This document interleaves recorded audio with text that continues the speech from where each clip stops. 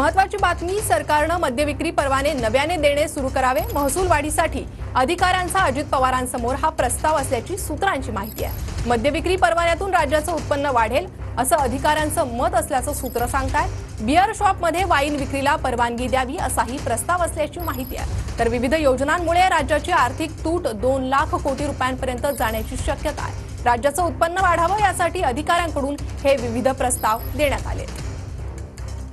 तर अधिकाऱ्यांकडून हे विविध प्रस्ताव देण्यात आलेले आहे. महसूल वाढीसाठी अधिकाऱ्यांनी अजितदादांसमोर हा प्रस्ताव मांडल्याचं कळतंय. मद्यविक्री परवान्यातून उत्पन्न वाढेल असं अधिकाऱ्यांचं मत आहे. सूत्रांची ही माहिती आहे. त्यामुळे सरकारनं मद्यविक्री परवाने नव्याने देणं सुरू करावं असा प्रस्ताव मांडण्यात आलाय. या प्रस्तावासंदर्भात अधिक अपडेट आपण घेणार आहोत आमचे प्रतिनिधी अक्षय मंकणी यांच्याकडून.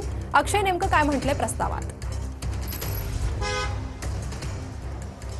काल राज्याचे उपमुख्यमंत्री अजित पवार यांनी आपल्या मंत्रिपदाचा कार्यभार जो आहे तो स्वीकारलेला आहे. काल मंत्रालयामध्ये त्यांच्या दालनामध्ये त्यांनी ही अधिकाऱ्यांसोबत बैठक देखील घेतलेली आहे. वित्त व नियोजन अधिकाऱ्यांसोबत त्यांनी बैठक घेताना खरं तर सूचना दिल्यात की उत्पन्नाचं स्रोत जे आहे ते वाढवलं पाहिजे आणि त्याचसोबतच जे काही अमाप खर्च, वारेमाप खर्च जो होतोय त्याला कुठेतरी आळा जो आहे तो बसला पाहिजे. खरं तर आर्थिक तूट जी आहे ती संपूर्ण राज्याची दिवसेंदिवस मोठी होते. त्या सगळ्या संदर्भात अधिकाऱ्यांनी काहीतरी एक प्लॅन तयार करावा अशा संदर्भातल्या सूचना ज्या आहेत त्या वित्त व नियोजन विभागाच्या अधिकाऱ्यांना अजित पवारांनी दिल्या. त्याचसोबतच अजित पवारांकडे एक दुसरं एक खातं आहे, राज्य उत्पादन शुल्क.